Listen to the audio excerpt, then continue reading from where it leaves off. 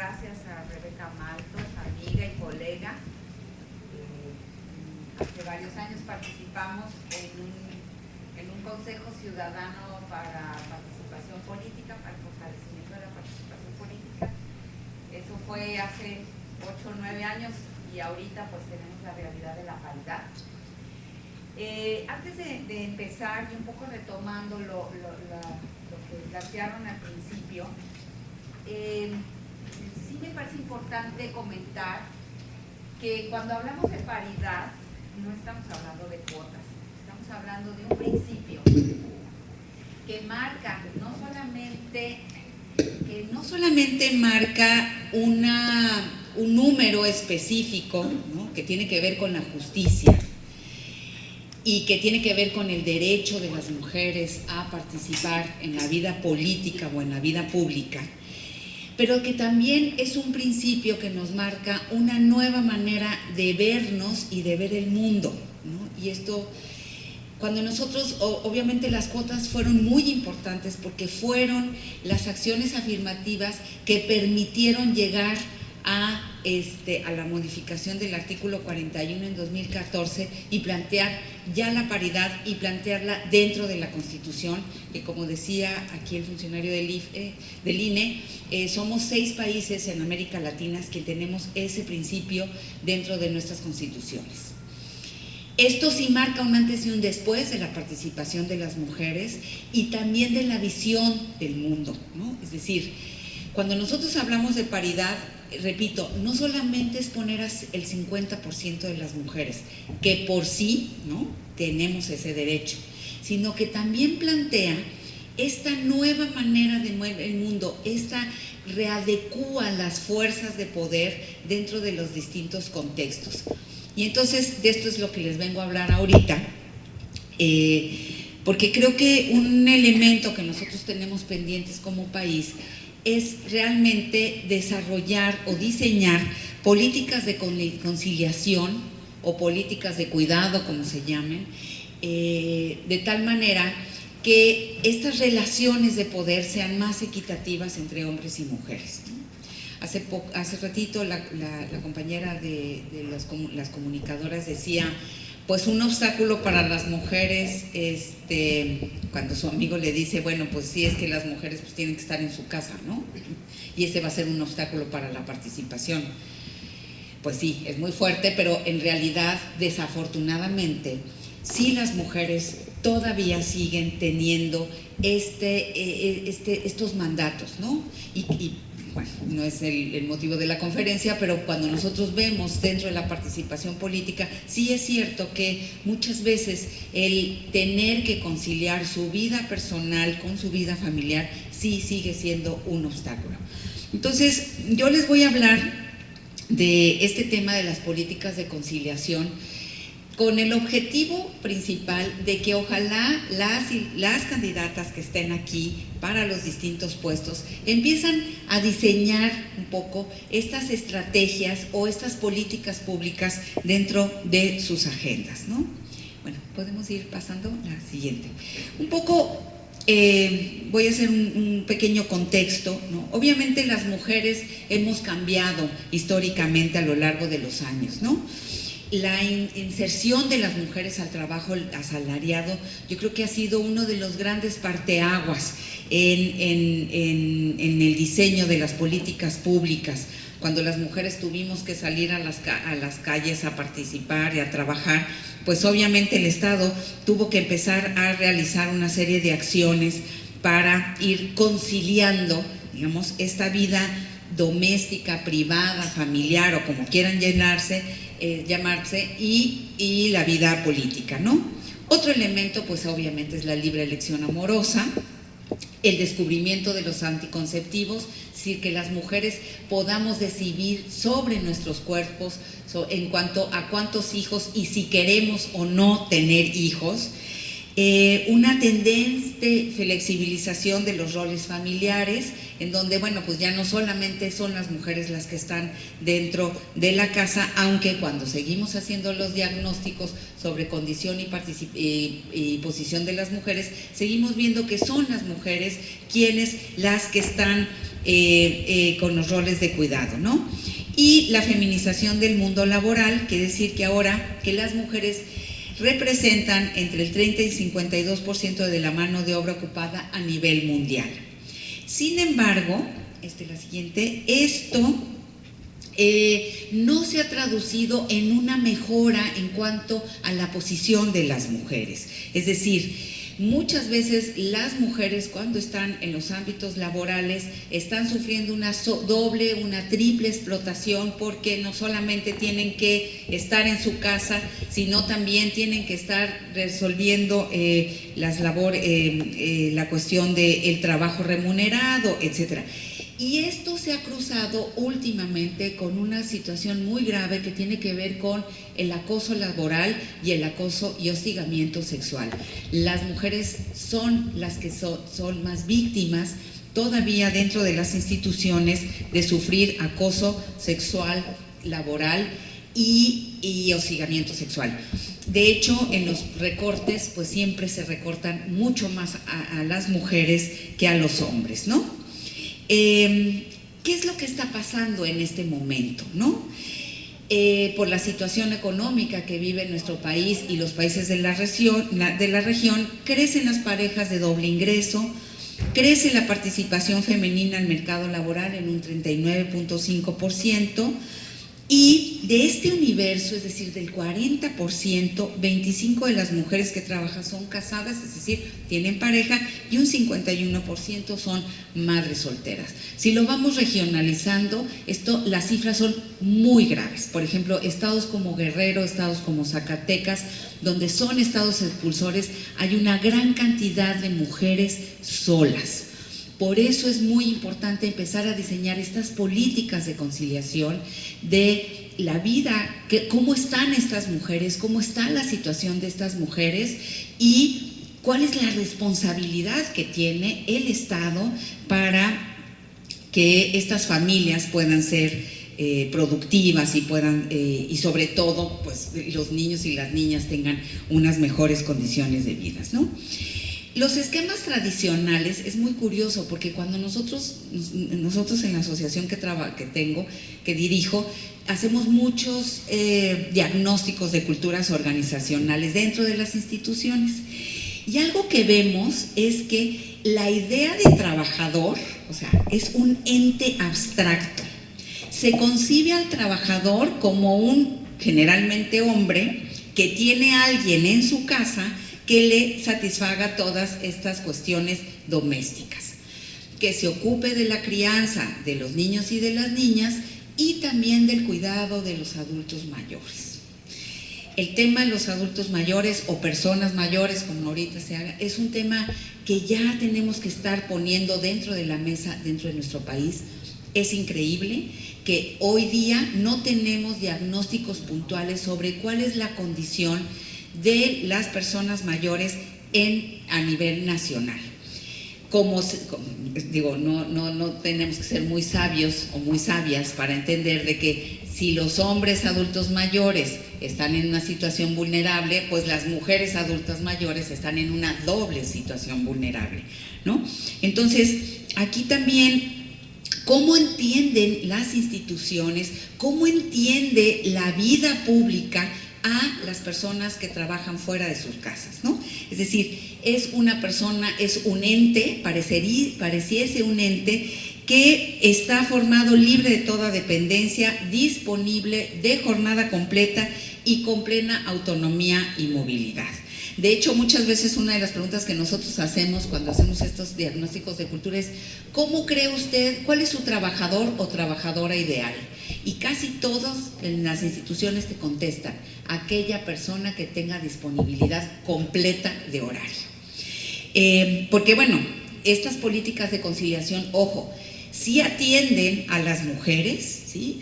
Precisamente por la condición y posición en la que están, por las responsabilidades familiares que tienen, pero las políticas de conciliación o políticas de cuidado también atienden la situación de hombres para conciliar su vida personal con su vida, a mí me gusta más de decirlo personal más que familiar, porque pues quizás no tengas familia o seas solo, pero pues tienes derecho también a una vida plena, ¿no? Entonces, en este sentido es como entendemos en realidad una política pública que nos permita conciliar la vida personal de los seres humanos, o sea, el derecho al placer, al ejercicio, el derecho a una vida sana, ¿no? O sea, esto es un derecho que tenemos los seres humanos, ¿no? Y bueno, ahorita pues nos estamos enfrentando a nuevos entornos, mujeres en la empresa, más mujeres en la política, por ejemplo, nuevas carreras, nuevos trabajos, largas jornadas laborales. Obviamente, por ejemplo, en el caso de la política, que eso es un ámbito que hemos trabajado mucho también en conjunto con Rebeca y con gente diversa, para una acción viene un rebote. O sea, mayor número de mujeres en los puestos de toma de decisiones, mayor violencia política, ¿no? Y esto lo podemos ir viendo y lo podemos ir documentando, no solamente en la región del norte, sino también en distintas regiones. Como todavía, aún que hay una serie de candados, los partidos políticos ahí sí siguen siendo hay como una animadversión a que las mujeres participen en la vida política, ¿no? Entonces, bueno, estos nuevos entornos en las empresas, hay nuevas carreras, nuevos trabajos, largas jornadas laborales, esto también va impidiendo estos procesos de conciliación. Obviamente, este nuevo entorno trae cambios significativos en las dinámicas personales y familiares, ¿no? Es decir, las necesidades económicas exigen mayor inversión del tiempo al trabajo, menor tiempo para la convivencia, menor tiempo para el cuidado humano, mayor estrés y transformación de las relaciones de género al interior de las familias como resultado del aporte económico de las mujeres. Es decir, es este fenómeno rebote, o sea, muchas veces cuando las mujeres, y eso también está documentado, cuando las mujeres empiezan a aportar, las relaciones entre la dinámica familiar muchas veces se altera y muchas veces un fenómeno rebote puede ser un fenómeno de violencia. Sin embargo, uno de los retos que tenemos en nuestro país, por lo menos, es como conciliar y reducir los conflictos entre el trabajo y la familia, ¿no? Hay una incompatibilidad de horarios escolares con jornada laboral, ¿no? Es decir, con la jornada laboral. De ustedes, aquí Mexicali es un municipio más pequeño, pero yo que vengo de la Ciudad de México, es increíble que hay de las 100 y tantos o 200 y tantas escuelas, solamente el 10% son escuelas del tiempo completo, es decir, son escuelas que los niños y las niñas salen a las 4 o 5 de la tarde, generalmente salen a las 12, hay una muchísima movilidad, la gente del norte trabaja en el sur, etc. Una vez en el INE, por ejemplo, en un diagnóstico que hicimos, una parte de un diagnóstico, el 30% del personal que trabaja en oficinas centrales en el INE vive en Tecámac, ¿no? O en el Estado de México, hacen más de 2 horas. O sea, ahí cómo podemos conciliar. No hay ningún tipo de conciliación, ¿no? Entonces, ¿qué pasa, por ejemplo, cuando los niños y las niñas tienen que ir a la escuela y la mamá está ahí? Pues es imposible esto, ¿no? Otra cosa es ausencia en las políticas, en las empresas e instituciones que promuevan este equilibrio entre vida personal y trabajo. Largas jornadas, carga familiar y todavía nos sigue faltando pocas guarderías e insisto, ya no solamente para la infancia, sino también para personas mayores, ¿no? Seguimos teniendo una gran brecha de desigualdad de género interrelacionada con el trabajo remunerado y no remunerado. El trabajo que generalmente hacemos las mujeres en el ámbito doméstico es un trabajo reproductivo y por lo tanto es un trabajo que tiene un valor, ¿no? que produce dentro del, que digamos contribuye al Producto Interno Bruto, ¿no? Seguimos teniendo trabajos muy estereotipados, una serie de barreras en la distribución sexual del trabajo y participación desigual de las mujeres en el ámbito público, ¿no? A ver, me gustaría pasar hasta donde dice la legislación laboral. Sin embargo, es interesante cómo en nuestro país la legislación ha ido avanzando de manera importante, pero eso no se ha traducido en una mejora en las condiciones de las mujeres. Por ejemplo, uno de los primeros intentos de conciliación de estas políticas ha sido la legislación laboral en América Latina. Y aquí sí, hay países como Chile, como Argentina, que aunque tengan las peores crisis, bueno, en el caso de Argentina, que tiene crisis económicas cada tanto, sin embargo, ellos han avanzado muchísimo en el tema de la legislación laboral. Y yo creo que allí un elemento importante es que estas legislaciones, que hay organizaciones muy fuertes y muy consolidadas, que también parten que estas políticas, por ejemplo, de conciliación, son políticas que están basadas en el marco de los derechos humanos. En el caso de Argentina, o como en el de Chile y en el de Uruguay, pues obviamente pasaron una dictadura que dejó rezagos terribles, pero ahí sí hay como un lenguaje cotidiano de derechos humanos. Yo todavía siento que ese lenguaje a veces nada más lo tenemos las organizaciones de la sociedad civil y lo tienen uno que otro funcionario o funcionaria. Noto que hay mucha ausencia de este lenguaje en realidad dentro de los discursos de las candidatas de los partidos políticos, y esto es un marco referencial. Es un piso ideológico y es un piso que nos va a permitir la obligatoriedad. De nada sirve que tengamos legislaciones, de nada sirve que México haya asignado una serie de tratados internacionales que nos garanticen esos, que sean vinculatorios, si ese lenguaje no está en nuestro día a día. Este lenguaje tiene que ser no solamente un dicho, sino una acción. Entonces, en este sentido, por ejemplo, la igualdad sustantiva es un derecho, ¿sí? Por eso tenemos que hablar de igualdad y ya no de equidad. O sea, equidad es un concepto que te permite distribuir, es un concepto que te permite llegar a una igualdad. Pero cuando ya hablamos de igualdad, ya estamos hablando de un derecho, ¿no? Y es una práctica discursiva y social. Y en ese sentido, las agendas, las políticas públicas, no solamente las propuestas de campaña, sino las acciones después de las campañas tienen que estar orientadas y tienen que estar enmarcadas en esta cuestión de los derechos humanos, ¿no? En México tenemos la norma 025-2009, que ahorita ya la tenemos 2015, que es una norma que habla mucho sobre esta conciliación, de estas políticas de conciliación entre la vida personal y la vida laboral. Esta norma, que es una norma que vale la pena leerla, yo ayer la releí y aquí ya tenemos en el 2015, donde ya hay una serie de instituciones y de empresas registradas con indicadores, prácticas y acciones que fomenten la igualdad de oportunidades entre hombres y mujeres, independientemente de su origen étnico, racial, discapacidad, etc.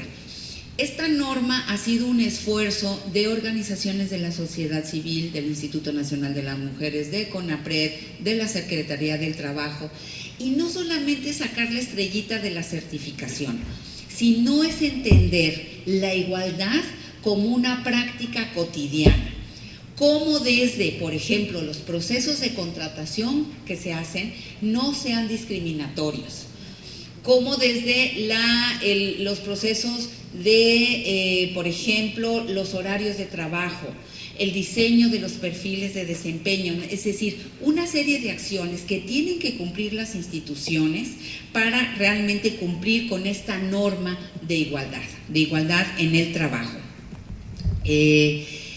Para eso, o sea, para que esta norma no solamente pues tengamos aquí el modelo de equidad de género y mi empresa esté, ¿cómo se llama?, certificada. Es curioso también, ayer que estaba preparando esta presentación, leía que están certificadas alrededor de 12 empresas privadas y solamente 8 instituciones de gobierno, digamos, ¿no? 8 instituciones públicas. Esto marca también cómo pues habría que analizar cómo se está haciendo esta situación, ¿no? Digo, hay instituciones que tienen horarios en esta cuestión de que no hay horario ni fecha en el calendario, como dicen, o sea, ¿cómo vas a conciliar, ¿no? Si no tienes un horario específico para conciliar tu vida personal y tu vida familiar, ¿no? ¿Qué es lo que nosotros estamos requiriendo? ¿Qué políticas públicas se requieren para efectuar estos procesos de conciliación? Primero, pues obviamente la redistribución de las responsabilidades y tareas de cuidado como eje estratégico vinculado a otro tipo de políticas públicas. Es decir, romper de nuevo los estereotipos que marcan las mujeres en la casa, los hombres en la vida pública. Rediseñar una nueva ecuación que involucre a la familia, a las instituciones y al Estado. Si nosotros concebimos que el cuidado humano es un derecho, es decir, nosotros tenemos derecho a ser cuidados y tenemos el derecho a cuidar, también aquí la responsabilidad no solamente recae en las familias, sino también recae en las instituciones y el Estado. Aquí hay modelos muy interesantes, por ejemplo en Canadá, hay modelos muy interesantes donde hacen, es decir, la responsabilidad de un ser humano no solamente es mucho menos es de la mamá, desafortunadamente siempre termina siendo la responsabilidad de la mamá, ¿no? Muchas veces todavía uno sigue oyendo, ¿no? En la calle, ay, estos niños ahorita, el bullying y no sé, pues claro, es que las mamás no están en la casa, ¿no? Esa no es solamente la responsabilidad, es de la familia, del Estado y también de la comunidad. ¿Cómo idear, por ejemplo, Rebeca ha estado trabajando mucho esta cuestión de ciudades seguras y cómo, por ejemplo, readecuar los espacios urbanos para que realmente sean espacios habitables y en donde los seres humanos puedan desarrollarse libremente y puedan desarrollarse íntegramente, ¿no? Y en ese sentido, pues no solamente es la familia, ¿no? Sino también dentro de la comunidad hay una responsabilidad importante, ¿no? Otro elemento es la provisión universal de los servicios de cuidado con políticas de empleo y desarrollo productivo, ¿no? Mucho hacia la democracia. Una difusión amplia de políticas y acciones enfocadas a promover la equidad e igualdad entre hombres y mujeres. La existencia de regulaciones para poder prevenir y sancionar las prácticas de discriminación al interior de las instituciones. Y creo que, como les repito, México ha avanzado muchísimo. Cuando yo les hablaba de cómo, por ejemplo, en el ámbito laboral, siguen siendo las mujeres las que tienen mayores casos de acoso y hostigamiento sexual y laboral, y tenemos ya protocolos probados, protocolos ya muy experimentados, pero sin embargo siguen siendo muy ineficientes, ¿no? Es decir, muchas veces las instituciones no saben cómo implementarlos, las mismas mujeres no quieren denunciar porque si denuncian ¿no? Resulta que es el jefe el que las está acosando y entonces no quieren perder el empleo, entonces sigue siendo este círculo vicioso, ¿no? Creo que también nosotros aquí tendríamos que fortalecer estos procesos de la prevención y de la sanción, ¿no? Para que evitar estas prácticas de discriminación.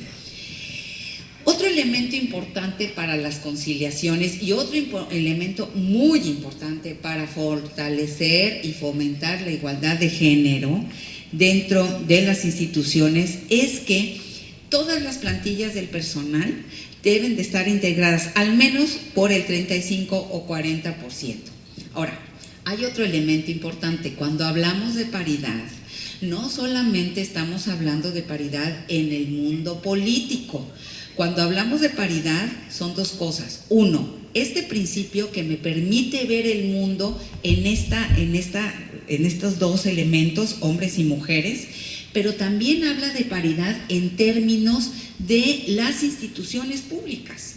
Es decir, la paridad también tendría que estar dentro de 50% de secretarías de gobierno comandadas por mujeres, 50% el mundo somos mayoritariamente hombres, mujeres, jóvenes, etcétera, etcétera, pero entonces así tenemos que estar la organización social tendría que contemplar este principio en todos sus ámbitos, ¿no? Esto es para reducir la brecha entre el porcentaje de mujeres por ejemplo, dentro de una organización o dentro de institución, y de ahí abrir, o sea, que esta pirámide, es decir, cuando nosotros hacemos las auditorías de género, siempre vemos que arriba hay menos mujeres y abajo hay muchísimos más mujeres. O sea, para que no sea esta pirámide, sino realmente sea un 50 y 50, ¿no? O sea, cerrar esas brechas de desigualdad. Y no solamente en términos numéricos, insisto, sino también en términos de las brechas salariales, porque todavía seguimos viendo que, y cuando se hacen estos diagnósticos dentro de las instituciones, seguimos viendo que en casi todas las instituciones las mujeres siguen ganando menos que los hombres por el mismo puesto, digamos, ¿no? Otro elemento que es conveniente considerar es no solamente el reclutamiento de mujeres, sino que estas mujeres continúen en este proceso, que eso también lo tenemos como reto en el mundo político. Muchas veces hay mujeres que tienen una gran carrera política y después se salen o sea, el que una mujer se salga, digamos, tanto del ámbito laboral o, por ejemplo, del ámbito político, tiene costos muy, muy altos, ¿no? Y muchas veces sí, o sea, hay mucha circulación de mujeres que está también, yo creo que muy vinculado con los temas, pues obviamente de violencia política, ¿no? Yo me acuerdo una vez en Guerrero, una mujer en Iguala, una regidora de esta área rural, no me acuerdo, de desarrollo rural, era una regidora ahí muy valiente, la verdad, que logró hacer cambios sustantivos en el municipio. Fue tan difícil sus 3 años de gobierno que después se puso una cocina económica, ¿no? Y yo le decía, Conchita, tú no puedes hacer, o sea, tú no le puedes hacer eso ni a ti ni a las otras mujeres de tu partido, ¿no? Porque el costo es muy alto también, ¿no? O sea, que llegue una mujer cuesta mucho, que se conserve esa mujer también cuesta muchísimo, ¿no? Entonces, aquí, por ejemplo, hay que tratar de que estas mujeres no solamente lleguen, sino que se conserven. Y lo mismo pasa, por ejemplo, en los ámbitos laborales. ¿Cómo hacer, por ejemplo, que dentro del ámbito laboral las mujeres tengan por lo menos antigüedades mayores a 24 meses, ¿no? El siguiente, es que creo que ya me adelanté, la siguiente. Ahora, esta lámina me parece muy importante. Es para hablar de políticas de conciliación o políticas de cuidado humano, son similares, digamos. Es indispensable pensar la protección social y el trabajo con la incorporación de un enfoque de derechos humanos. El derecho no es una prebenda. El derecho, cuando nosotros nos concebimos como sujetos de derechos, entonces nosotros podemos pedirle al Estado, ¿sí? Por ejemplo, nosotros tenemos el derecho de recibir servicios de salud, de educación, de trabajo en condiciones sanas, en condiciones que nos mejoren nuestra calidad de vida. Pero si yo lo hago como una prebenda del gobierno o como que, ahora, no, o sea, el marco de derechos humanos es muy claro, hay que leerlo, hay que leer los derechos humanos. El marco y tenemos en México una normatividad muy avanzada. Entonces, ya no que no sea un discurso, sino que sea realmente una acción, que sea una política pública. Nosotros cuando hacemos, por ejemplo, temas de agenda con las candidatas, le decimos, a ver, hagamos un diagnóstico participativo y de ahí saquemos una sola política pública, que hagamos una sola, que por lo menos esa política pública beneficie a las mujeres, ¿sí? Y digo beneficie a las mujeres porque cuando hacemos los diagnósticos siempre vemos que son las mujeres y las niñas las que están en una situación vulnerable. Pero aparte, pensemos esa política pública con un enfoque de derechos humanos. No es que la persona yo le estoy dando el acceso a la salud, mi obligación como Estado es que tenga acceso a la salud y a la educación, ¿no? En igualdad de condiciones, las niñas, los niños, las mujeres, etcétera, ¿no? Y bueno, ya un poco para terminar, no sé cómo voy. ¿Sí? ¿Quiénes son los actores o quiénes son esta red de actores que funcionan en el espacio del cuidado humano, ¿no? Bueno, en principio, pues obviamente es la familia, que en nuestro país principalmente la familia es vista como el sitio de provisión de los cuidados directos y del trabajo doméstico. Cuando se enferma, a veces hasta la suegra, quienes la terminamos cuidando, pues somos las mujeres, ¿no? O sea, las esposas, o las hijas, o las nietas, etcétera. O sea, no hay esta cuestión del cuidado humano, siempre es vista como responsabilidad de las mujeres. Y aquí lo que se plantean estas políticas es romper precisamente estos estereotipos que marcan estas divisiones, ¿no? Y la familia, en este sentido, es vista como, es decir, aquí el Estado dice, yo no me meto, esta es responsabilidad de la familia, ¿no? Y entonces ahí se hace bolas la familia, ¿no?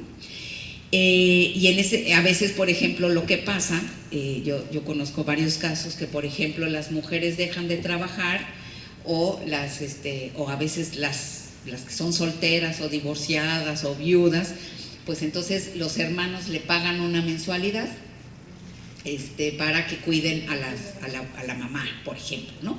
Pasa eso. Eso es en el mejor de los casos, porque a veces ni eso sucede, ¿no? Sin embargo, ahí no solamente es la familia la responsable, sino el Estado, en la segunda lámina. ¿Y por qué es importante el Estado en este ejercicio y en estas políticas de conciliación? El Estado aquí tiene tres funciones fundamentales. En primero, la regulación de los roles de actividades, de las relaciones internas de las instituciones y de las relaciones interinstitucionales, ¿no? Es quien otorga estos servicios, quienes en muchos casos establece la contratación de personas, etcétera. La producción de la infraestructura y de los servicios, ¿no? El Estado sí es responsable de eso, ¿no? O sea, de proveer escuelas, hospitales, casas de cuidado, etcétera. Y el financiamiento, que pasa tanto por el sistema fiscal como por los organismos de seguridad social, ¿no? Es decir, ahí también tendríamos que echarle un ojito, ¿qué está pasando con los financiamientos y qué pasa con nuestro sistema fiscal? Yo a veces digo, nuestro país no tiene un problema de recursos, tiene un grave problema de corrupción y tiene un grave problema de distribución de esos recursos. Porque muchas veces se hace un hospital, ¿no? Solamente porque pues, lo hizo el presidente municipal en tal lado, porque tal. Pero entonces se hace el hospital, pero entonces el Estado no provee los recursos para que ese hospital funcione, ¿no? Y entonces la mayor parte de las personas creemos que ese hospital se hizo porque fue la voluntad del presidente municipal. No, es la obligación del presidente o de la presidenta municipal, ¿sí? Y aquí también teníamos que ver cómo se están distribuyendo esos recursos que son nuestros impuestos, ¿no?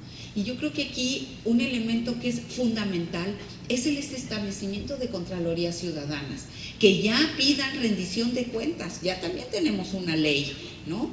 El derecho a la información es nuestro derecho y tenemos que sofisticar esto para mejorar estas condiciones, ¿no? Porque no nos sirve de nada que hagamos el hospital. Nosotros allí en Guerrero, que hemos trabajado mucho, pues sí hacen hospitales maravillosos, ponen los mastógrafos, pero resulta que no hay nadie que lo opere, ¿no? Y las que se siguen muriendo pues son las mujeres, ¿no?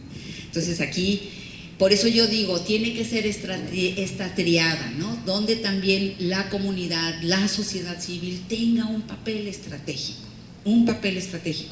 Y no un papel de golpeteo. Yo creo que es un papel más bien de acompañamiento y de revisión, nada más. Es una coadyuvanza, ¿no? Que nosotros, pues no sé, nuestros recursos, son recursos públicos y son recursos que tienen que ser distribuidos de esta otra manera.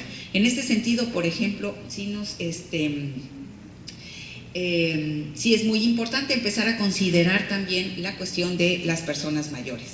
Y por último, bueno, el papel de las empresas, ¿no? Las empresas también producen servicios de cuidados. Como empleadoras, las empresas determinan el acceso efectivo de sus empleadas y empleados al tiempo para cuidar, servicios de cuidados financiados por ellas mismas y financiamiento para comprar servicios, cuidados fuera de la empresa.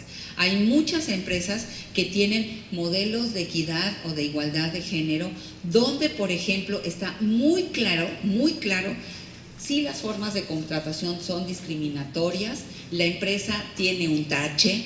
Si no tiene horarios compatibles con los horarios escolares, si no tiene guarderías, si no tiene, y aparte promueve una cultura dentro de la empresa que no solo sean las mujeres o que seamos las mujeres las responsables del cuidado humano, ya sea de los niños, de las niñas o de las personas adultas mayores.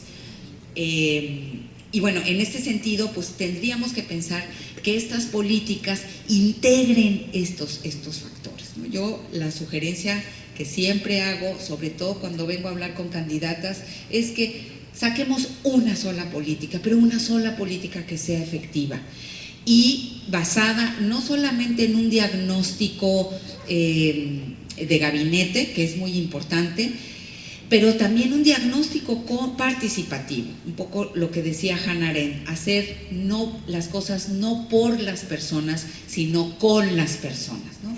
Y sobre todo pensándolas en un marco de derechos humanos. No son prebendas, si son el derecho a la salud, al trabajo y a la educación en una situación digna, ¿sí?